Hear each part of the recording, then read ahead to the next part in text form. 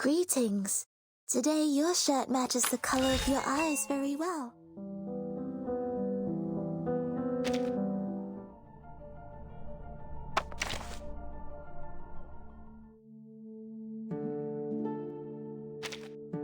Stop talking.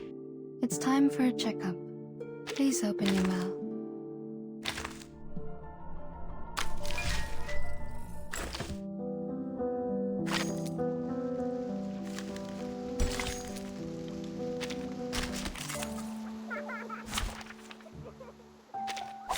May the peace be with us.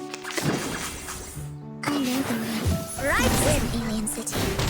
Sempre caro ma su quest'ermo cole. It's a long it's above all else.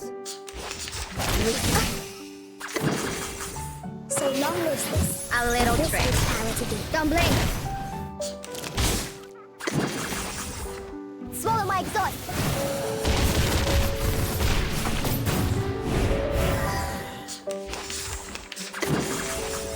Each moment, now night.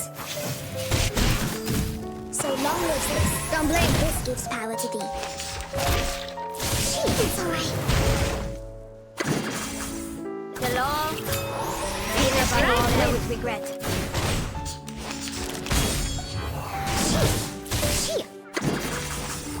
Thou shalt make an atonement for thy sins. In pay for thy sins with thy blood. Haven't you eaten? Swallow my exhaust.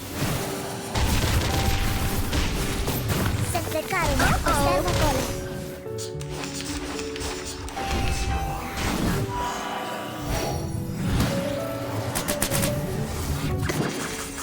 Each moment, now night.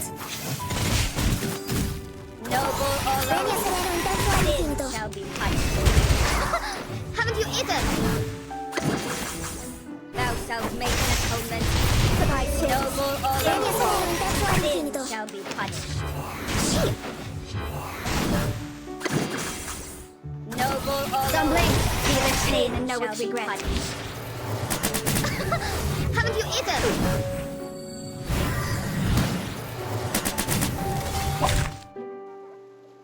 Can't see me. Can't see me. The law is above all else. And this is an alien Sempre caro ma su quest'ermo cole. Sorry. Each moment, now night. Pay for thy sins with thy blood. Red 38 is about to return.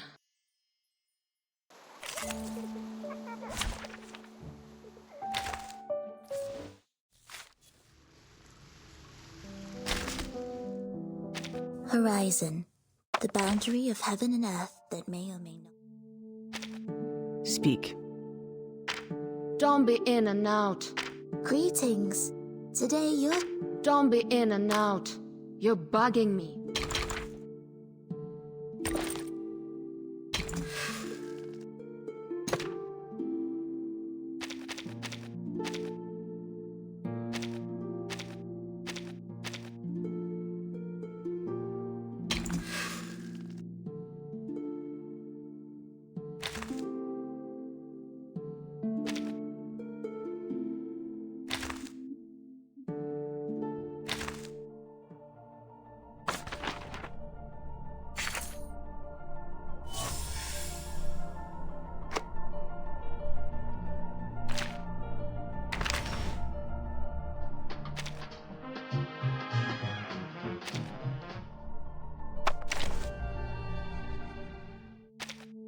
Don't be in and out. You're bugging me.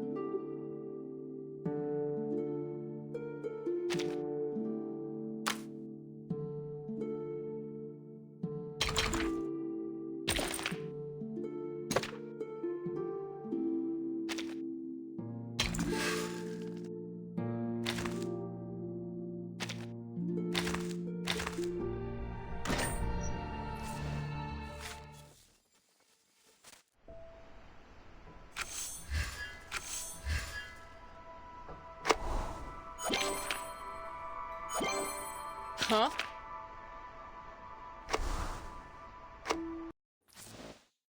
Horizon, the boundary of heaven and earth that may or may not intersect with the Earth's surface, useful to measure the radio waves, and useful to make people feel better.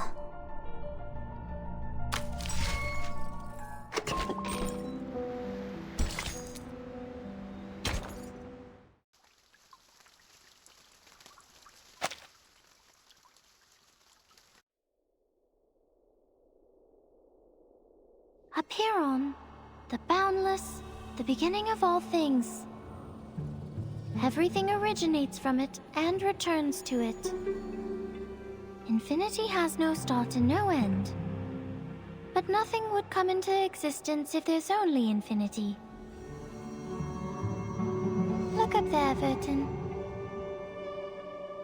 Now they are presenting in their true forms. In their purest and newest forms.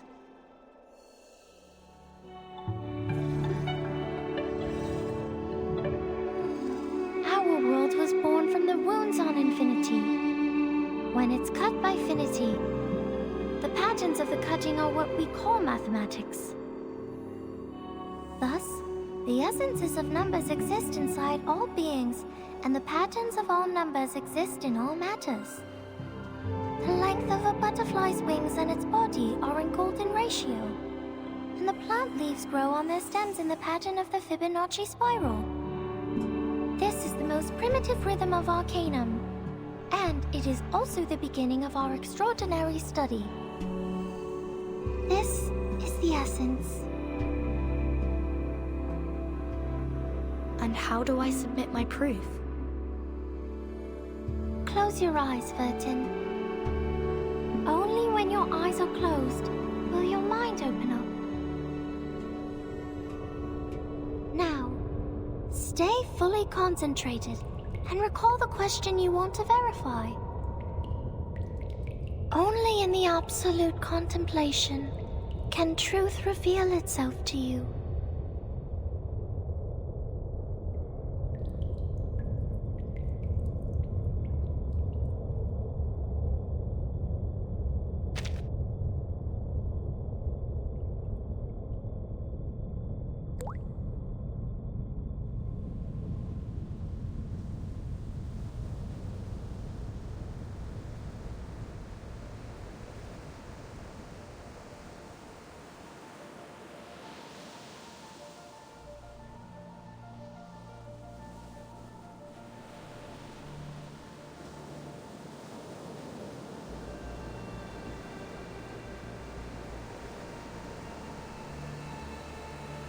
The storm, the emanation, the storm syndrome. Where are they from? Foundation, Manus Vindictae, Aperon. What roles do they play? Why does the storm fall when history trembles? Why doesn't the storm fall into the misty land? What is the ingredient of asymmetrical nuclide R?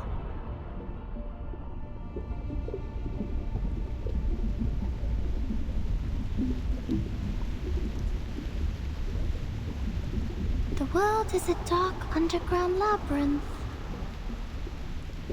But Numa can guide us to go beyond all things and reach the exit.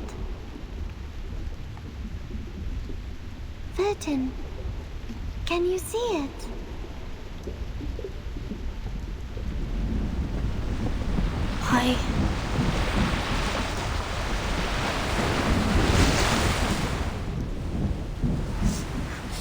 It's burning!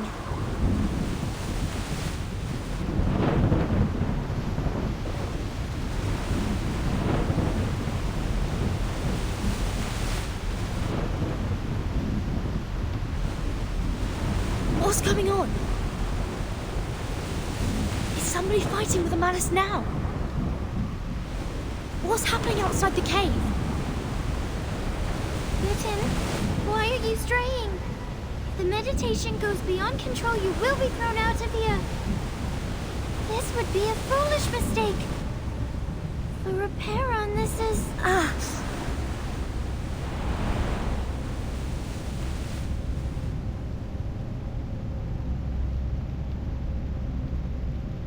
Alas, no man shall bravest the storm and live. Including thee.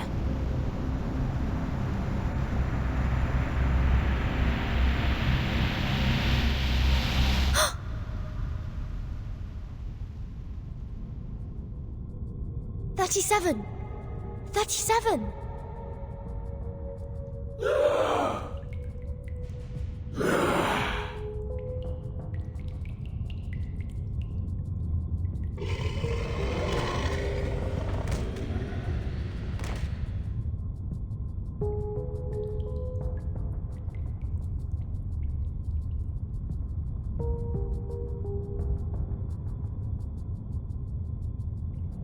What happened?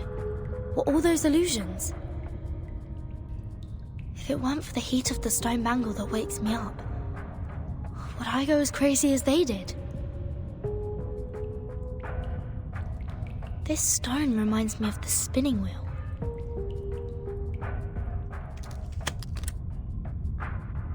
The collector of asymmetric nuclei are. If the reagent turns gold after reacting with the fog here, that means the fog contains elements that can be immune to the storm.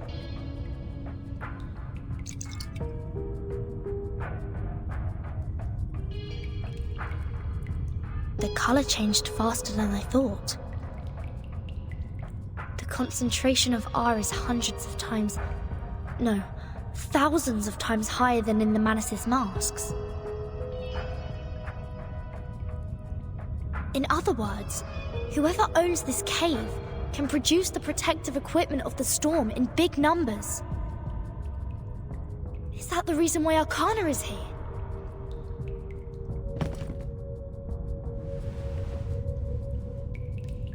Oh, Mother, our model.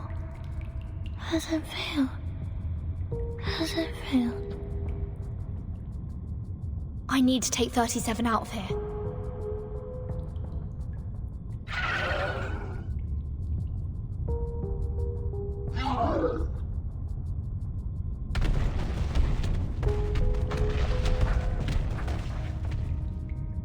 So the Abraxas were people from the Manus. The fog here can affect people's minds, like those around the lake in my suitcase.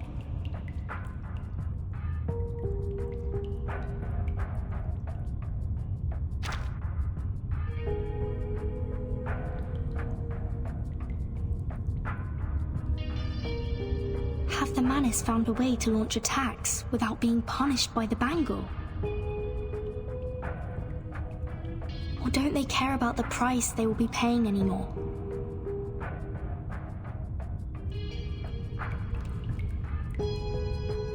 I hope Regulus didn't throw my words to the wind. I have to get rid of them first, and go out to join the others.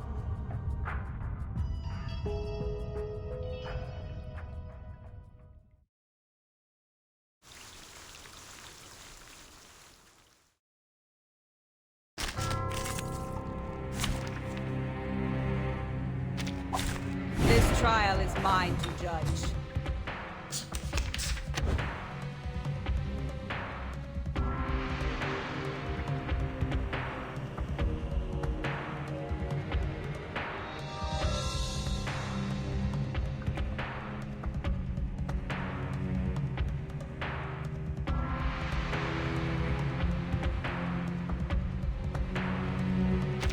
The peace conditions are not clear. A reckless attack may lead to the punishment of the bangle. I have to be careful with the method and timing of attacking. I believe in you. My sword sharp.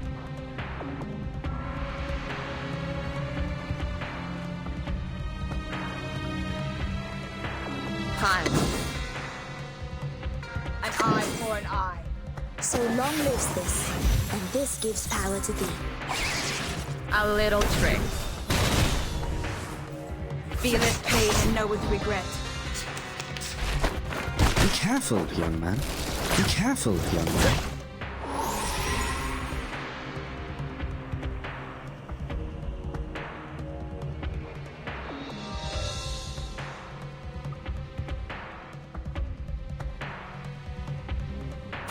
A tooth for a tooth. Wanna watch the aerial stunts? Oh, I can't agree more.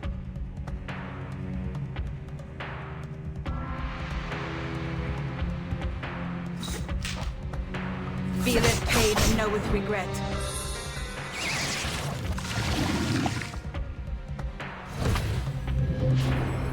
Wait. The body is melting. It turns into a seed. So this is how the Manus fight against the restrictions. They sacrifice one man to feed another.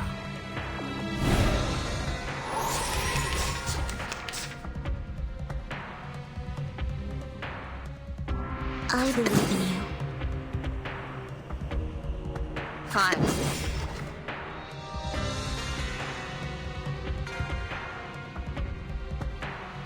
Affirmative. Wanna watch the aerial stunts? So long lives this, and this gives power to thee. A little trick. Extraction of the rainbow. Don't blink.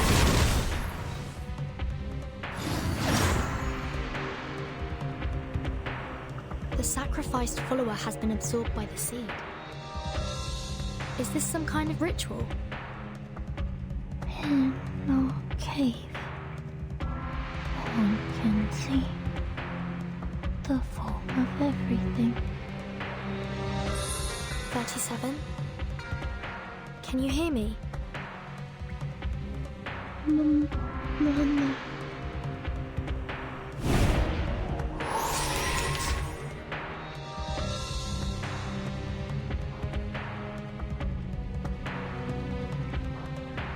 Depict the world I have never seen before. ВДВ. Сколько побед? I believe in you. Wanna watch the aerial stunts? Each moment, now night.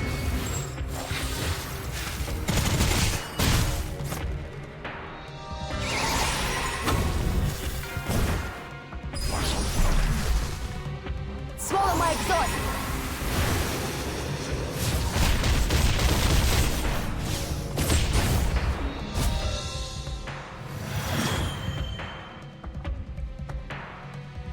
The dead followers turned into geometric symbols. Is it because of the cave? So the seed is the form of Manus Vindictae. The forms transcend all matters.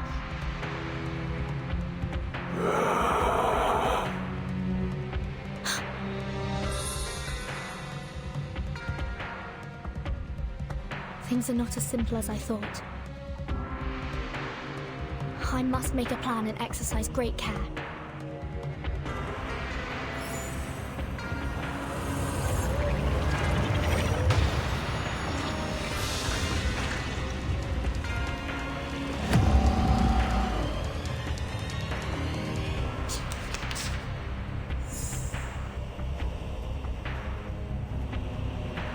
My sword sharp. An eye for an eye. I believe in you. Oh, I can't agree more. I know the moon, and this is an alien city. Feel it pain and know with regret.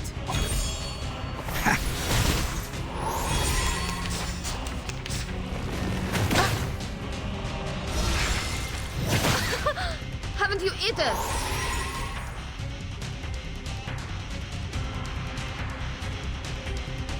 My sword sharp.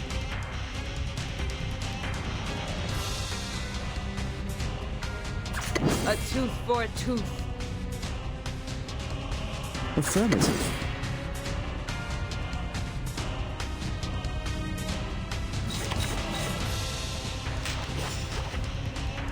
Sempre caro mi fu quest'ermo cole. Feel it pain and know with regret. Fine.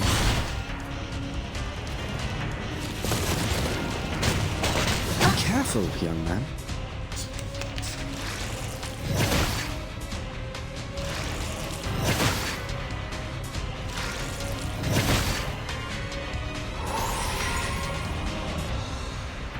eye for an eye.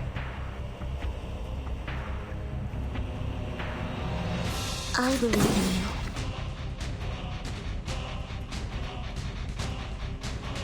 Depict the world I have never seen before. Noble or lowly, sin shall I be know punished. Damien, and this is an alien city. Each moment, now night.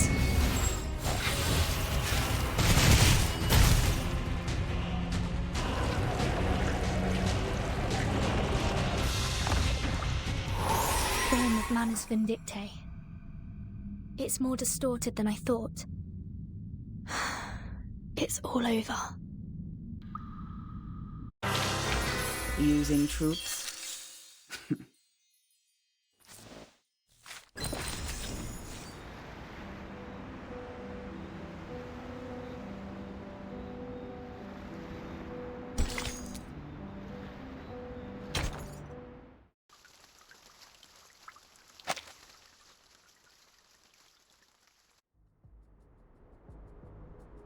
Vertin, finally! The Manus suddenly emerged everywhere like ants. Lilia and I couldn't take them all down. I would have acted sooner if you hadn't told me not to pick fights.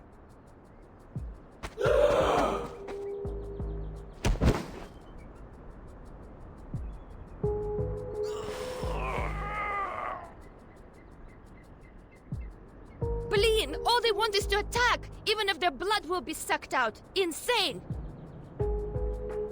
Back when we were spying on them, I told Sanetta to screw the peace agreement through the radio. I knew those geometry psychos and the Manus would go mad sooner or later. They were not that crazy when they were solving the math problems. There! What the hell happened down there? The cave is the key to be immune to the storm. There is a cave on this island which has the same effect as my suitcase. That's what the Manus are after. What? But hasn't she also put on the stone bangle? Even if she can break free from that bangle, there is no way she'd let her followers keep carrying out suicide attacks. And if she has signed that peace agreement, how will she take the cave from a Byron? Vertin?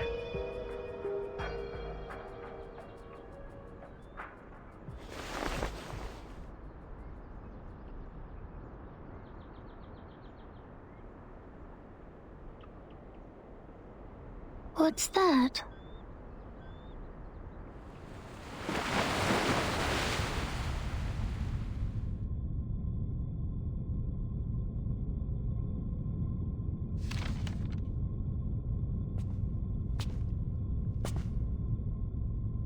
I'm afraid you have overstayed your welcome, Ms. Arcana. I have to regrettably remind you not to overstep the boundaries, despite the great help you've given to us. I take not thought for needless disputes. But to ask a simple question.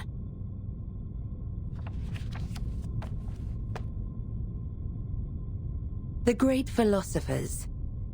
Ye seek the ancient wisdom, follow the sage's teaching, and pursue the noble virtues. You are separated from the world for thousands of years. And you have not gained the human's understanding, nor have you sought for it.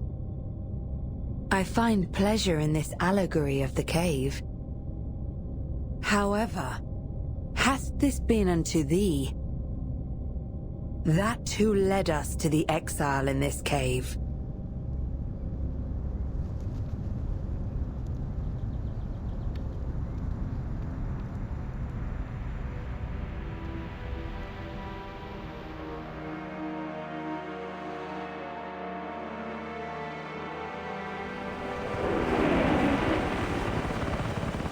What are they?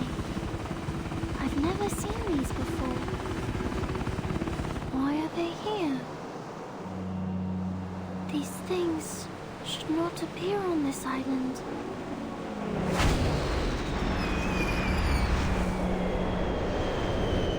No! 37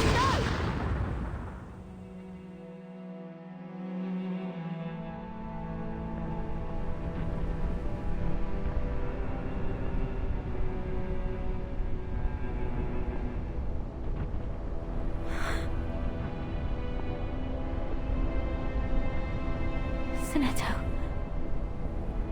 Did you bring the humans' army here?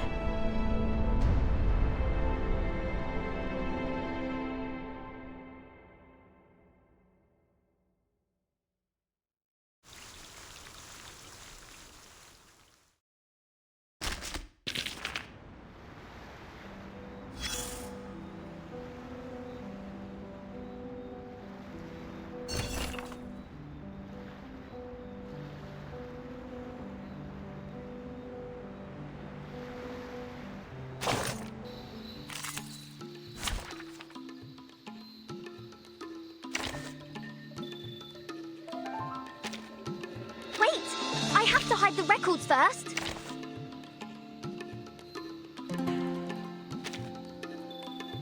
Alright, just one thing. I will be home by 10 p.m.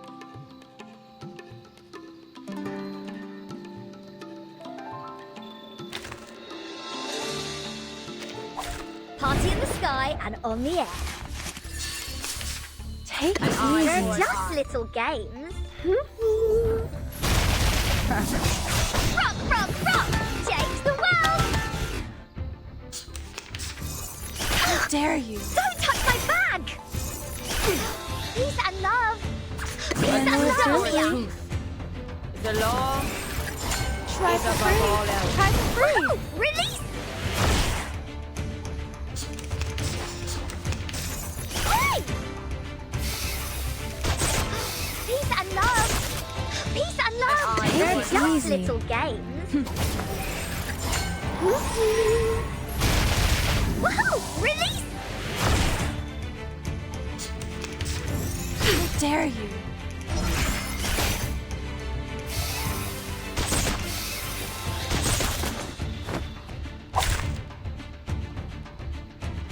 You can't see me. You can't see me. Hannah, Stop take ya. it easy. A little bit hot here. Woohoo! Release! Try for free. Try for free.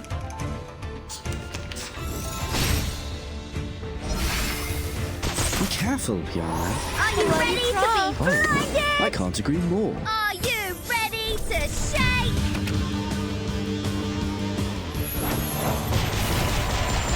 Woohoo! Release! The ocean dried and I'm alone again.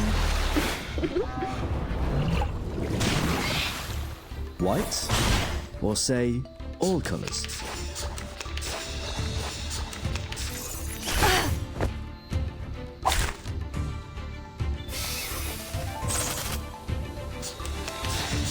Take it Start easy. me up!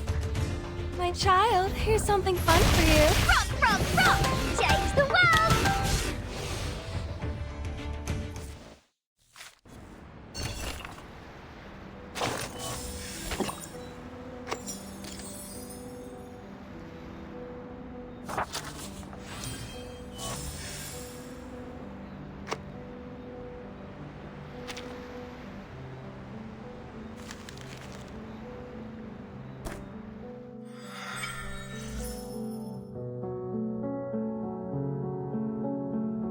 Horizon, the boundary of heaven and earth that may...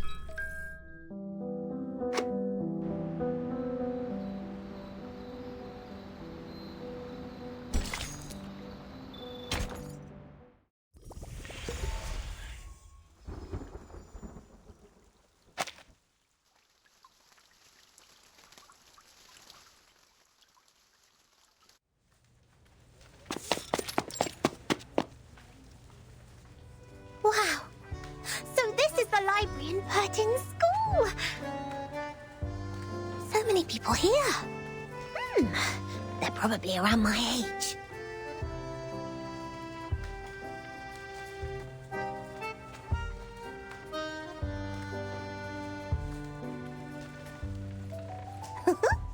We've also got this many shelves in the library of Sotheby's Manor. Are there any alchemy workshops and potion warehouses here, like in our manor?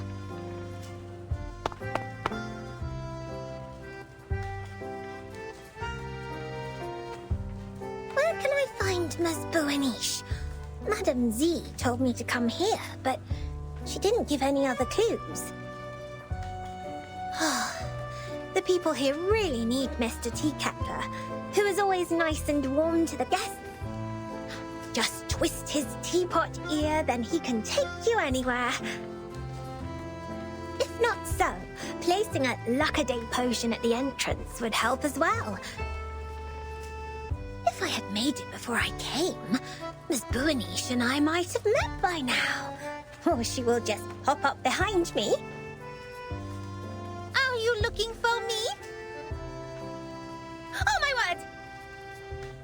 Oops, that was too loud. Where are my manners?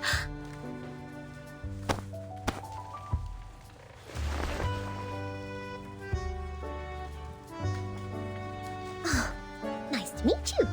Are you Ms. Buanish?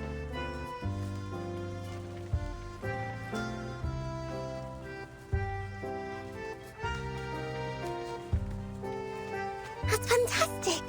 How did you find me? Did you see me in the Oneiromancy? Or through a crystal orb? Either way, it is the great Arcanum. I'm much greater than that. Look at you, dressed as if you'd just been to a ball.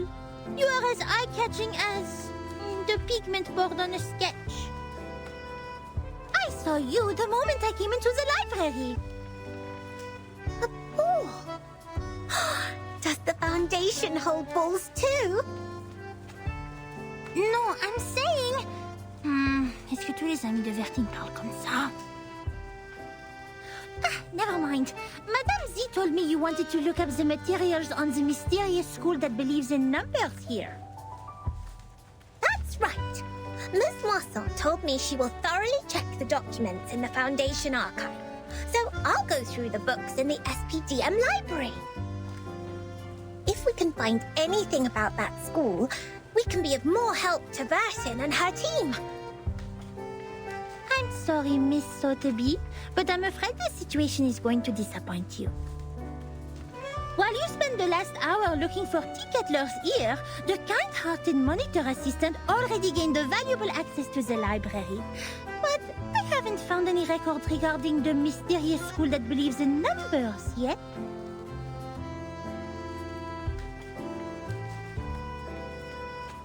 Oh, but Miss Moisson said there are so many books here that they can cover the entire back of a Stronsay beast. That's a bit exaggerated, but she's right. Nevertheless, the librarian was transferred to a more important position years ago due to the storm. Many old books are not yet sorted. Some even went missing in the chaos.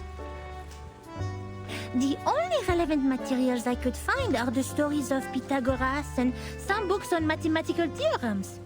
But I don't think they have anything to do with Vertin's issue.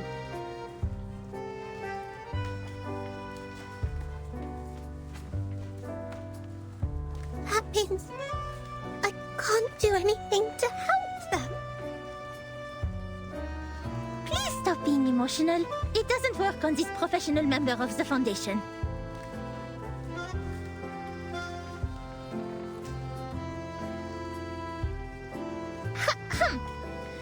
Without field investigation permission, I can't take you out to collect information.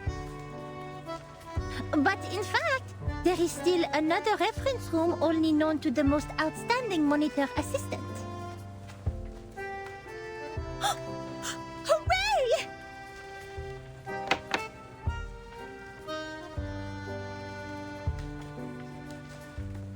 Shh, shh, shh. It's a violation to make noise choices in the library!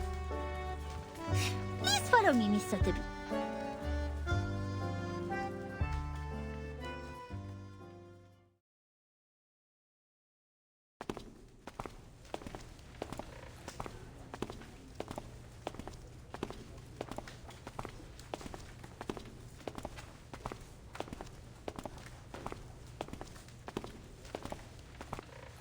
Thank you so much, Miss Buanish.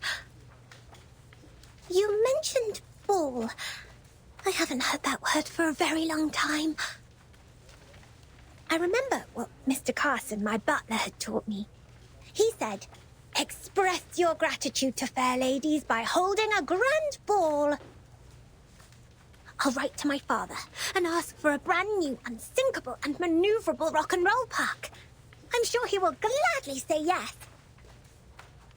Maneuverable rock and roll park? Yes. We can hold a twist ball on it when Burton and her team are back. Please allow me to say no. The monitor assistant of SPDM will never participate in such an inelegant activity. Wait, did you just say Burton and her team? Hmm? We can talk about the ball later. The kind-hearted Matilda Buanish will try her best to help you with the task. But, of course, it's only out of her sense of responsibility, not for some personal reasons.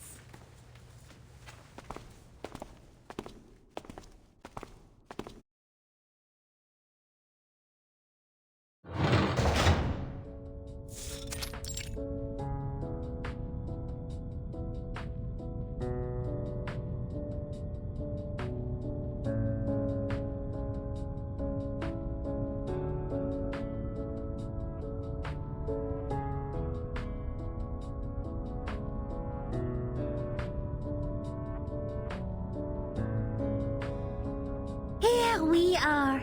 The reference room storing unnecessary information. It's a place ignored by most staff. Even so, this careful, reliable monitor assistant will not let go of any details.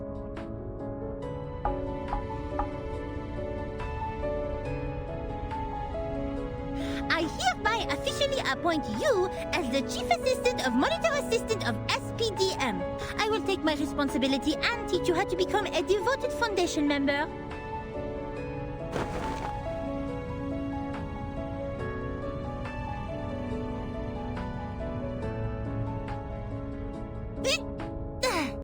Here is your first task.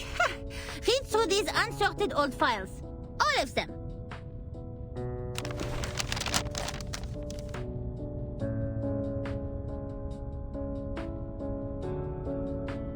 I have searched all the archived ones. These are the last parts. Most of them are discarded administrative documents, low-priority materials, and substandard reports written by rookie investigators. By the way, you should know I didn't sort any of them out for you, and they don't necessarily have what you want. It's all right. Leave them to me. I love reading. You'd better do. Here's the key. Keep it safe. You can sit on the cushion there when you sort out the files. I don't want your dress to stain the stone bench. I'll go see if I missed any files. Listen, this monitor assistant will test you on your familiarity with these files when she's back.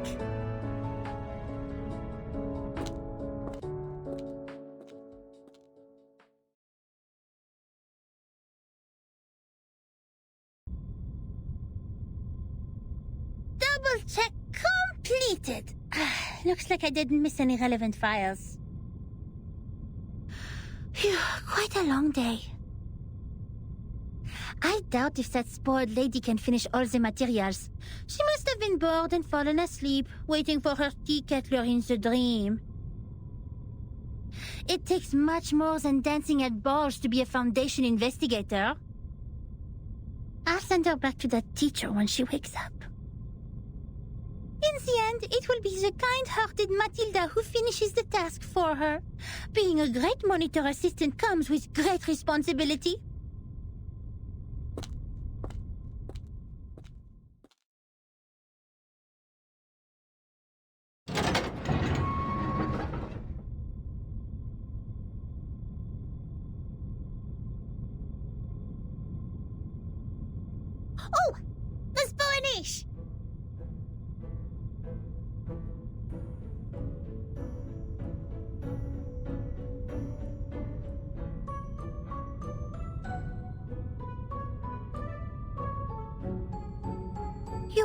You didn't fall asleep. Did you sort out these files? Yes, and I love these books in uncommon shapes. There are so many wonderful stories. I often read books with Sasana when Father wasn't at home. We read and read until the red bomb waves woke up the sun. Moreover, these files are much easier than Miss Moisson's reading task. Here, the gentleman from River Conway tamed a whole group of Avanks. How marvelous is that? Oh, okay. Looks like you meet the basic requirements for being a rookie investigator. Tu es plus ou moins qualifié pour être mon assistante en chef.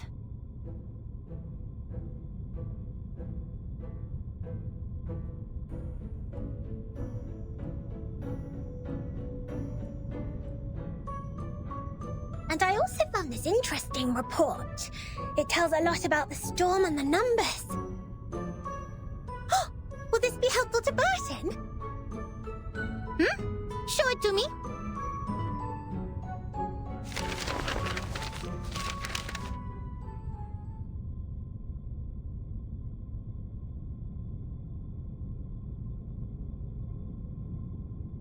I have to say, it is undoubtedly a violation to submit such a report, but it will be a travesty of the truth and human sense if I cover it up. Peace, sense, justice. They have always been the creeds in my heart, and are now the reason why I have decided to write down the whole thing. A long time has passed since the first attack of the most severe crisis in our time, but we are still wondering, what on earth does it mean? That was the eve of the millennium, of which no one had any memories, illogically. The next day, time was already reversed to 1996, the moment we opened our eyes. We walked out of the building made of grey and white marble as usual, hardly aware that the sun we bathed in was from another time. Our survival was unexpected and almost unbelievable in such a calamity which swept the globe.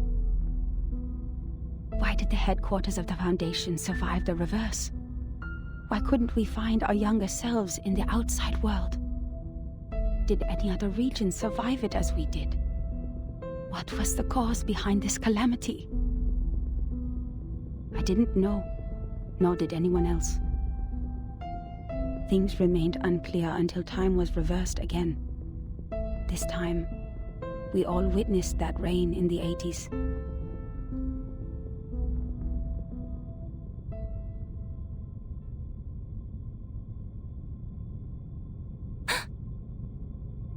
These files Burton needs? I think so.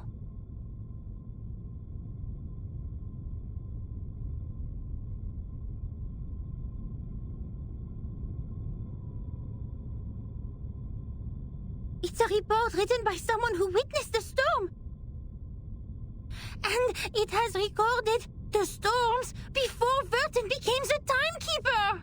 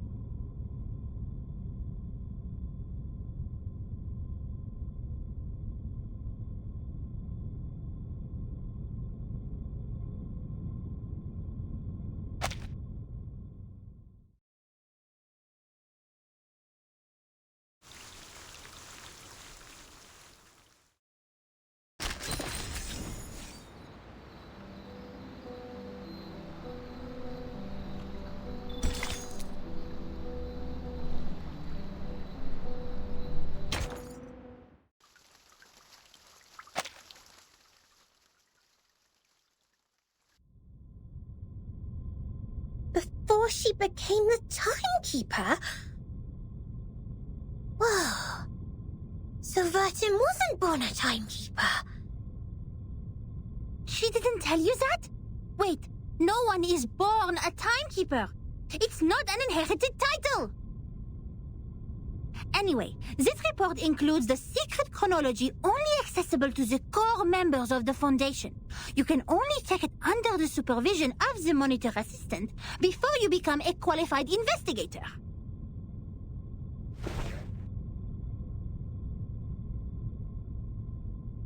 No matter what the reason is, it shouldn't have been shoved in this dusty room like rubbish.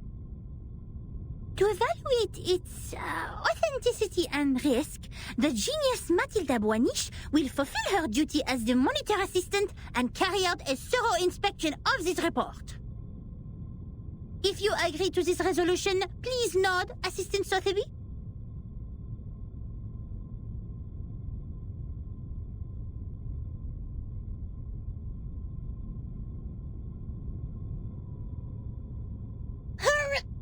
Yes.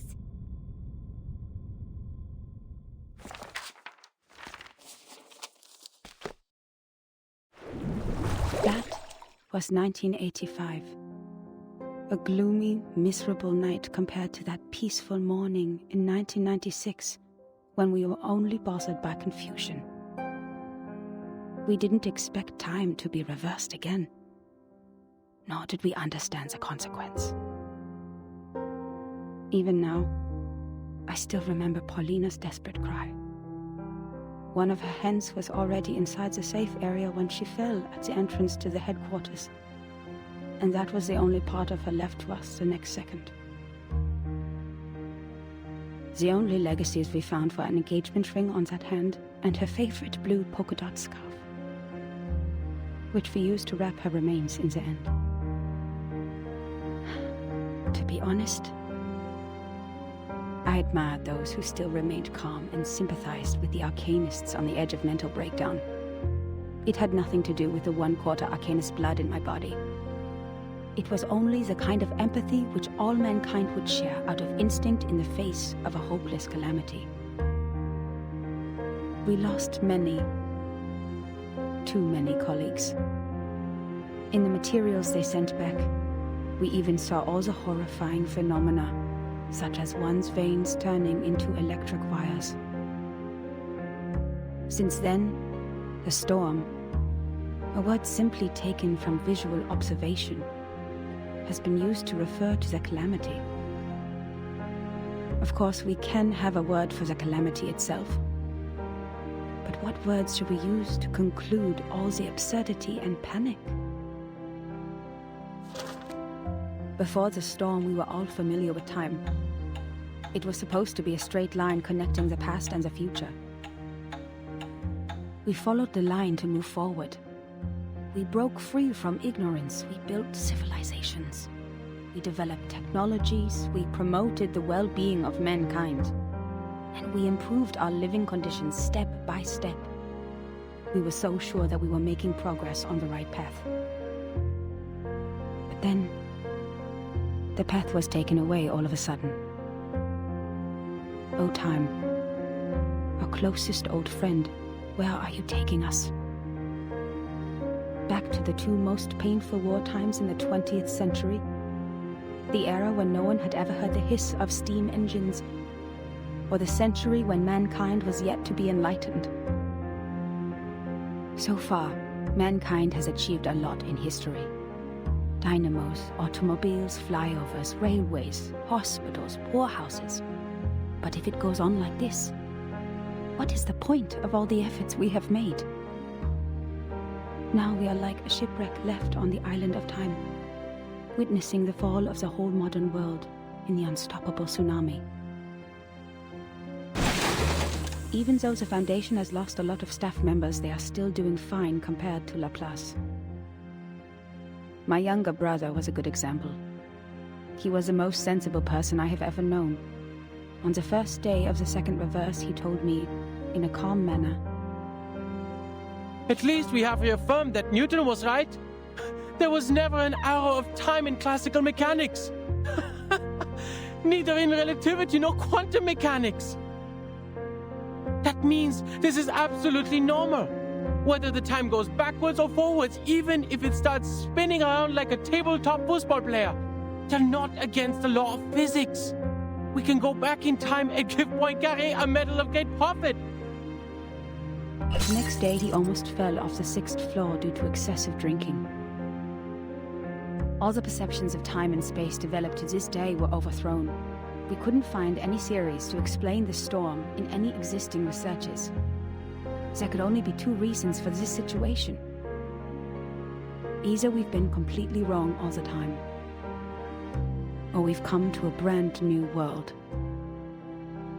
And this new world can never make sense in the way of science, or that of physics. It cannot be verified by an independent third party, and it is impossible to be comprehended through reasoning. Is it true that we have been going the wrong way? Is it true that those once proven wrong by history, those arcanists who claim to possess gnosis, are actually on the right path? In fact, the one who put an end to the chaos was indeed not a human. This thing, I had no idea what it was. It claimed to be a machine which never stops working.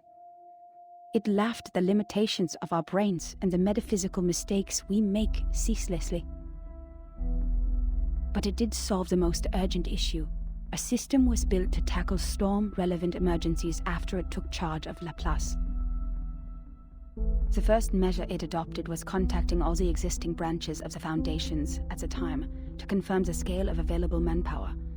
Then it built observation stations all over the globe to find if there were any other regions immune to the storm. After that, numerous offices responsible for deducing the cause of the storm were established. Even though there were countless disagreements during the research, at least we had taken the first step. I handed in the application to take part in this mission, determined to get rid of the fog in my mind. In 1986, I was assigned to the office in Egypt. All my friends came to the dock to see me off, because we knew it could be the final goodbye. Even though we were equipped with the emergency communication devices issued by Laplace, we were still not clear when the storm would assault us, or where we could hide nearby. What really scared me was not the threat to my life, but the possibility of dying ignorant. Then I boarded the ship to Alexandria from Athens. And that was when I met her. Now when I recall it, it was almost impossible to ignore that group of arcanists on the ship. There were about a dozen of them, all in eccentric stitched robes. They were followers of a strange school which mixes arcanum and mathematics. I talked to them. No matter how much that conversation bewilders me now, I was more excited than confused at the time. They also survived the storm in 1996, and they noticed the unusual changes taking place in the world as well. That means I actually met another group of survivors from the Millennium.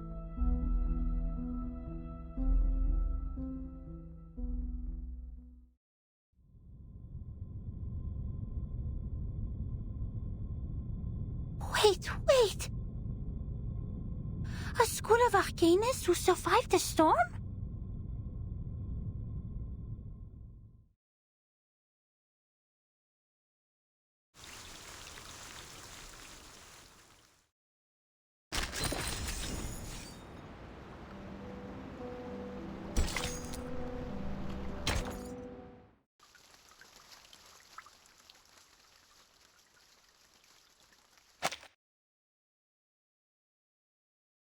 A mixture of arcanum and mathematics. The ship on the Mediterranean. Unbelievable. Our investigator actually met this group of arcanists who believed in numbers, and even left such a precious record down on paper. Does it mean we are close to being helpful to Virgin?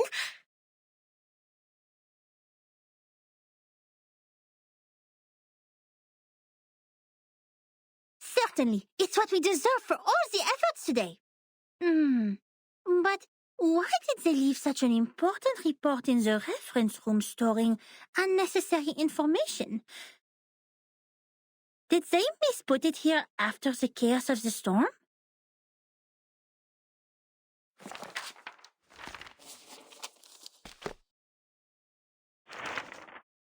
Among them, the most easygoing one was Hugh. He was an engineer as well as an arcanist. We shared the same preference for human technology, and that became our common topic. Hugh was in his 30s, red-haired, cheeks sunken, and deeply depressed due to some kind of eye disease. He was a decent man, with a prudent attitude, working at a desk most of the time.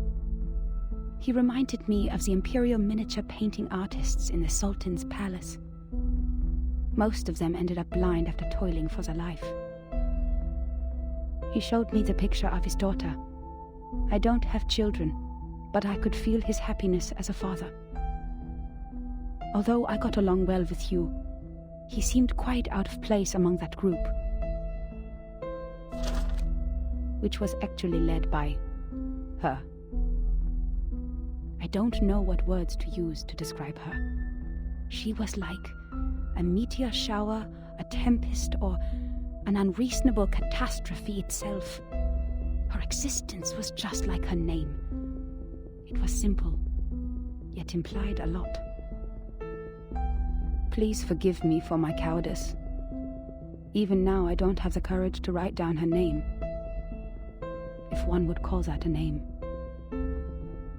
In fact, she was quite a kind, warm-hearted person.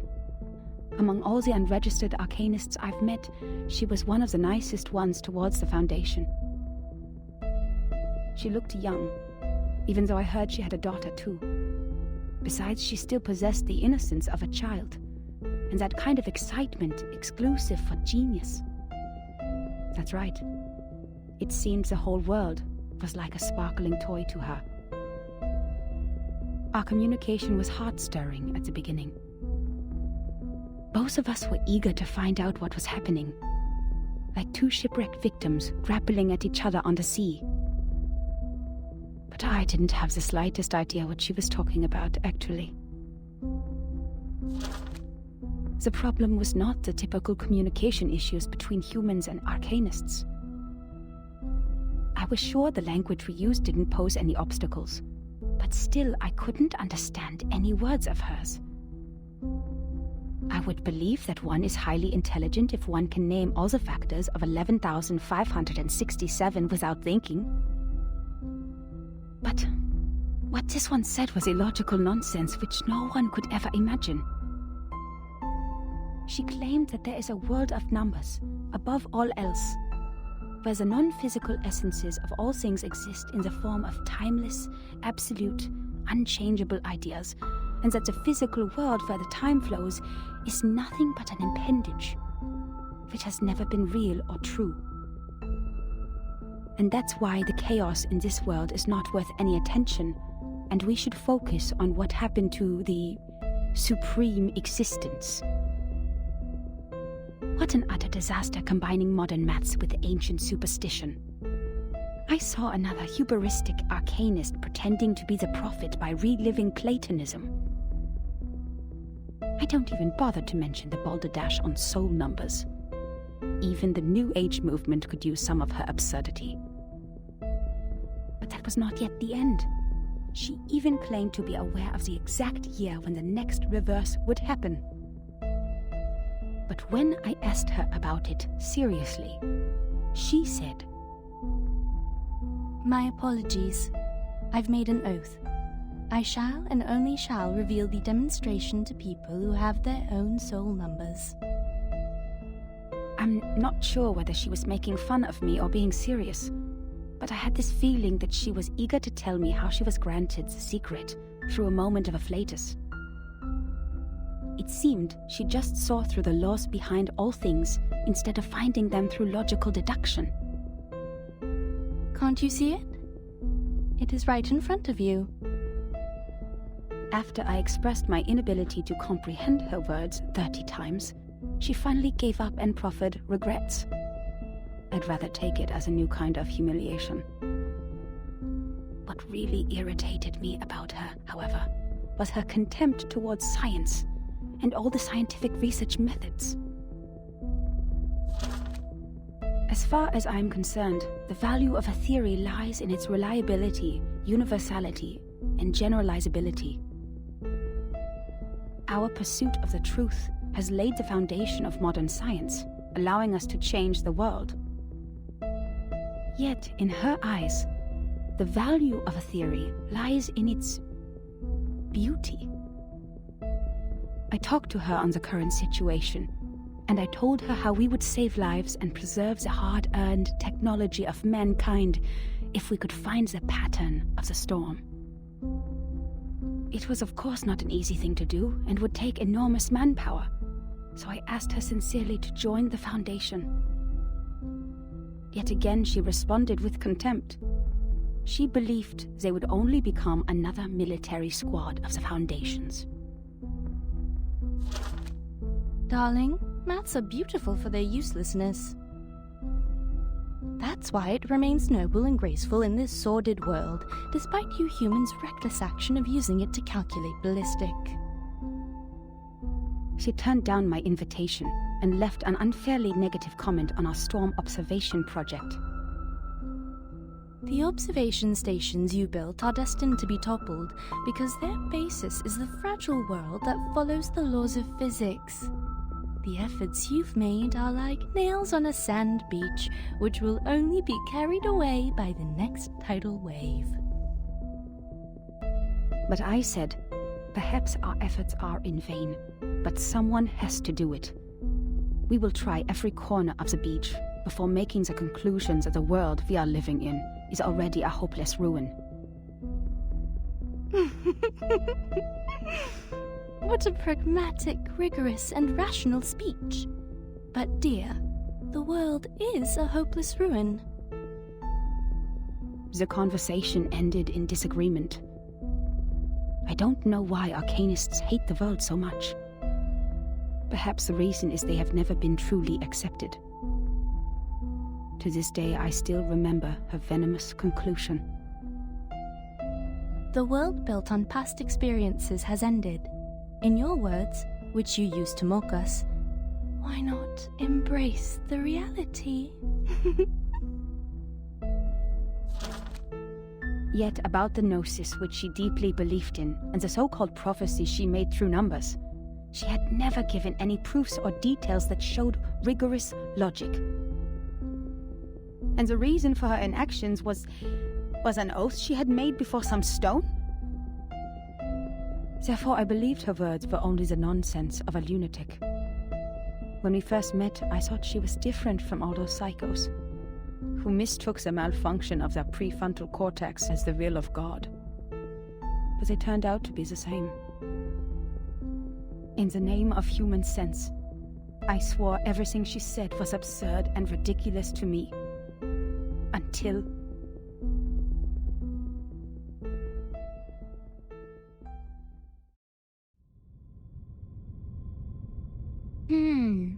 Madame Z said the Arcanists on that island are all named after numbers, because they have a strong belief that numbers are the essence of their souls.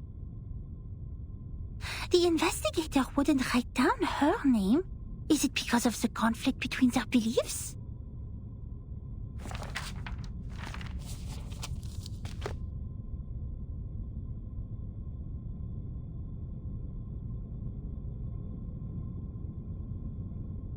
Huh?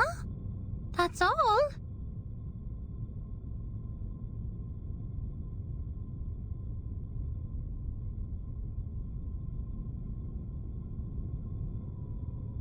Submitting such an unfinished report would only cause problems for the reviewers and evaluators, but this investigator didn't even write down their name. Don't worry, Ms. Burnish. I'm familiar with this situation. Every time, after the brave Typhon defeats Jupiter, he returns to the Auto Island. But each time we twist the ear of Mr. Glassbox, Typhon will show up again and again. Ms. Moisson told me the ear is the key to bringing back our hope. Wait, don't tell me you are talking about the shows on the mechanical television?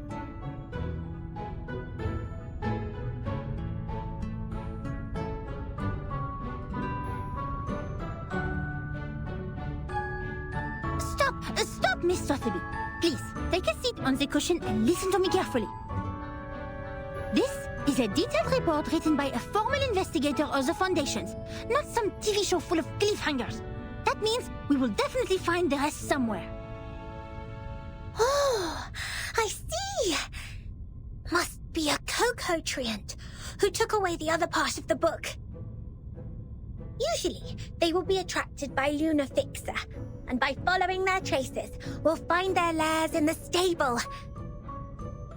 You mean someone took it away? That's highly possible. Data loss is not allowed in the Foundation, especially under the Monitor Assistance management. We must prepare Luna Fixer. Don't forget their favorite jigging magical beans. I don't have those materials with me right now, but I can write to them. It only takes a month.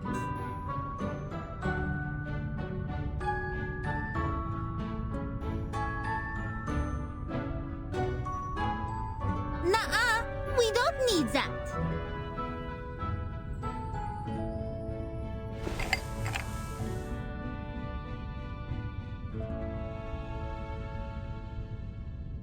You've perfectly accomplished the task from me when you found this valuable report. Well done, Assistant Sotheby. Now it's time for the great Matilda to show a little bit of her greatness.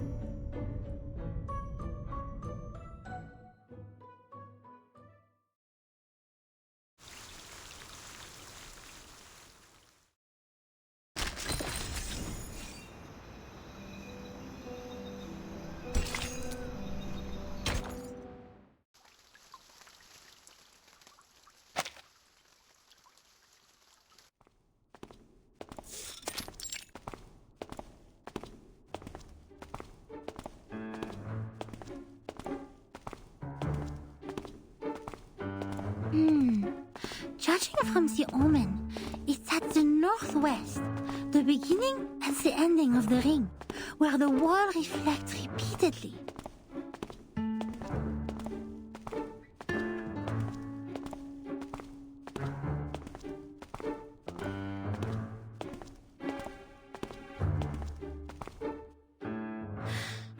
The northwest of SPDM. This one is straightforward. The beginning and the ending of the ring is not a problem either. The icon of the computing center is exactly the Ouroboros, a serpent eating its own tail. Here we are. But where the wall reflects repeatedly, does that mean a closed room with mirrors? The mirror in the display center is a huge kinescope in the wall. And the one in the airtight laboratory is a crystal clear observation window.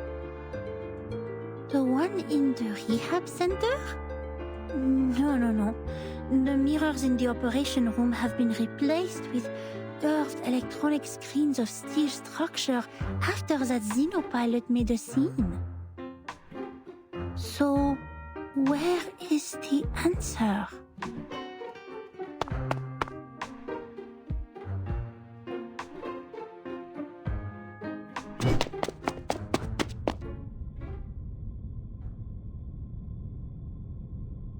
Hey! You just hit me! Shouldn't you apologize?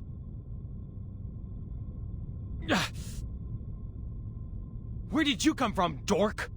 Wasting my time.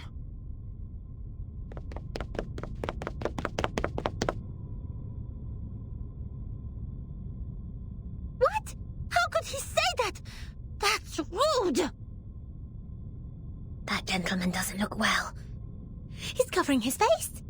His nose is running with purple liquid. Oh dear. Did he drink a whole bottle of purple Chrysandra juice? He needs treatment immediately. Oh, if only I had brought the Phoenix Heart nerves with me. He ran towards the rehab center. Nothing to worry about. Just another patient trying to prove he has recovered.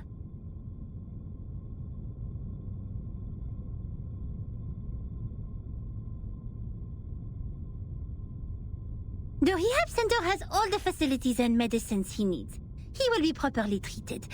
But why is he wearing the uniform of Laplace? And where's the receptionist here?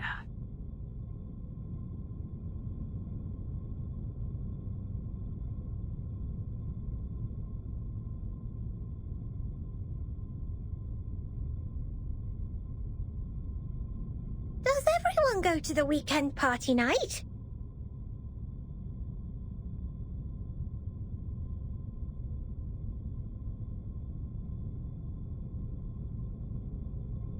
Absolutely not. The researchers here are too busy to do that.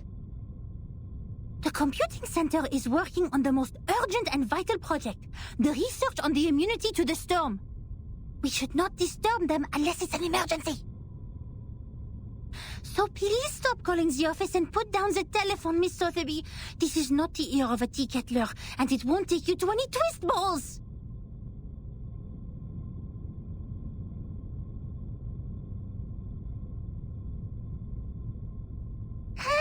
Je sais qu'il est débutante, mais quand même, elle est trop bizarre. Guide new members with caution and patience. Trigger the Rafflatus at the right time. J'avoue que Verten a remporté une victoire temporaire sur ça.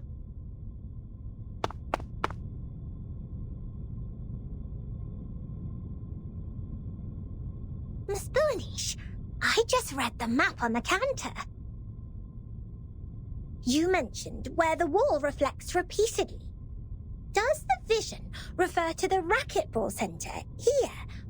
You see, its icon is a bouncing ball.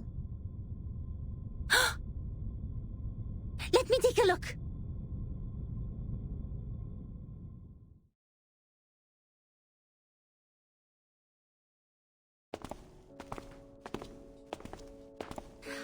Found it! This is really the right direction. Next, empty boxes, glasswares, and copper pieces. Looks like our destination has piles of metal.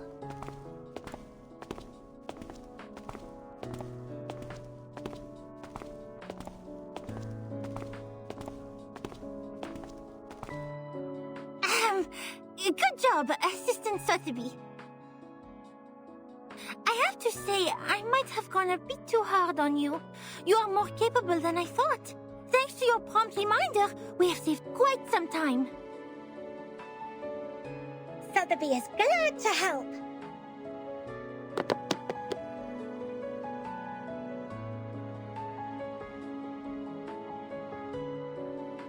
Miss Boonish, since you're such a talented diviner, why don't you just divine the reason for the storm with your inherited arcanum ability? According to Ms. Moisson, the reason still remains a mystery. If the crystal orb can reveal its truth, everything will be much easier for Vertin and her team. Divine the reason for the storm?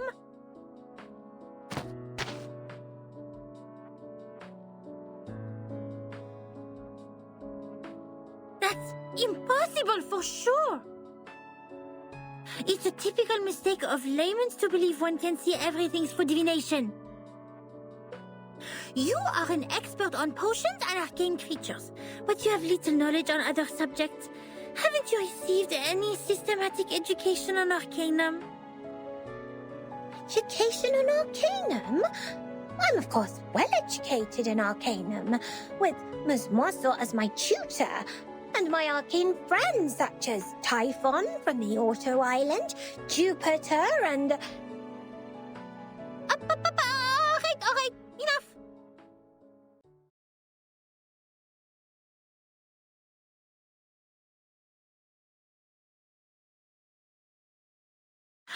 understood the fact that the education you have received is not systematical, or say, incomplete, imperfect, inelegant. But don't worry, because you are talking to the kind-hearted Matilda. She will spend her valuable time to make it up for you.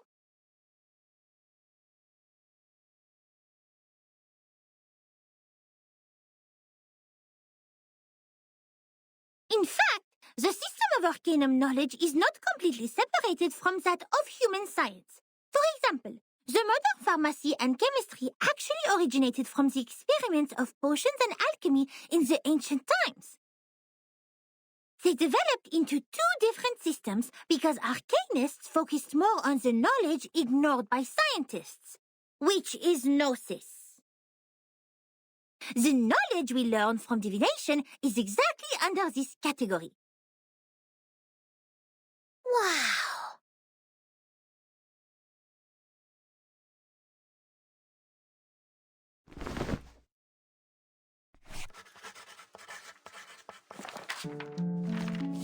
Let me fill you in with more details.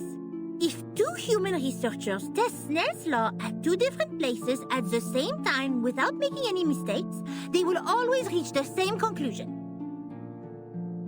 Or if two potionists use the same ingredients and follow the same formula to make the cough cough stop stop potion separately, their products will also have similar effects. However, if two diviners respectively perform divination on the same thing, they will probably see totally different visions. Because what the divination shows is merely omens. The interpretation of these omens is in fact a kind of subjective deduction based on the reality, and there is no such thing as a standard answer. Even if the two diviners draw the same conclusion, it is more of a coincidence than a result that implies generalizability. So diviners never check the accuracy of their divination through the review of peers. And this is an example of gnosis. Unlike human sense, it is unique and possesses no universality.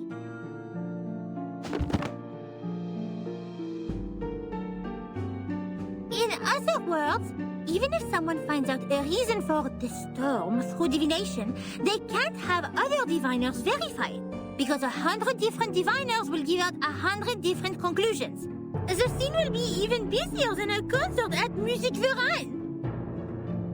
That being said, the more possible result we get from the divination is nothing. Divination cannot bring knowledge which the diviners have never learned. The divination of such world-class knowledge, as complicated as the reason for the storm, can only be performed by world-class diviners. We may find one or two diviners like that if time continues to be reversed, like Nostradamus. But he lived in the 16th century. Besides, if Nostradamus is not always right... But Miss Buaniche is! Thanks to your divination, we're getting closer and closer to that report, right?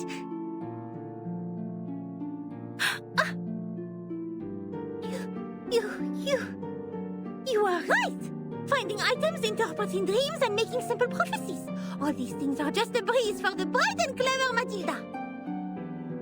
But inquiring about the storm is beyond my ability, and it will only bring misfortune. I will never make such a stupid mistake.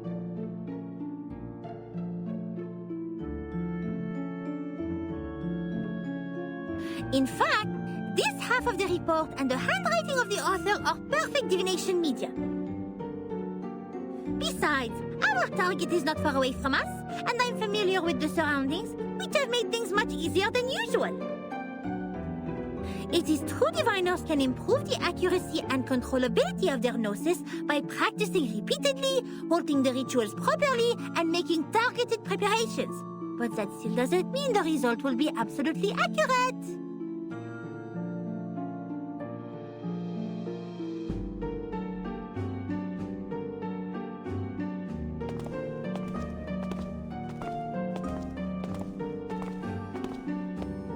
The report says that person who mentioned the School of Numbers claimed she was enlightened about the year of the next storm.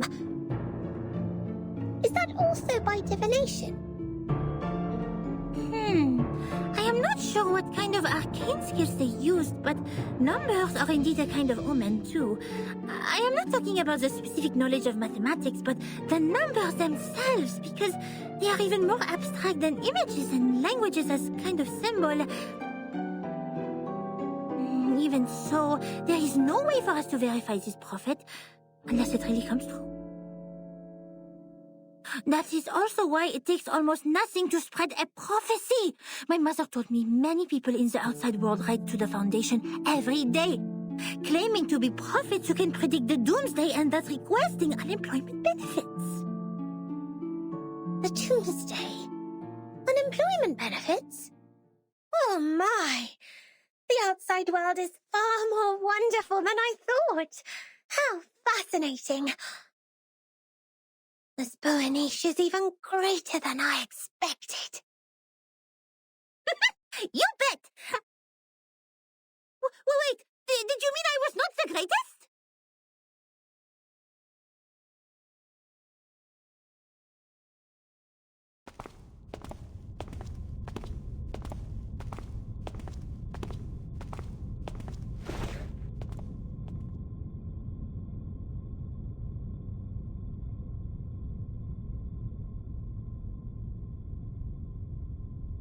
Here we are, Miss Sotheby. Now, this is the moment to verify the result of my divination.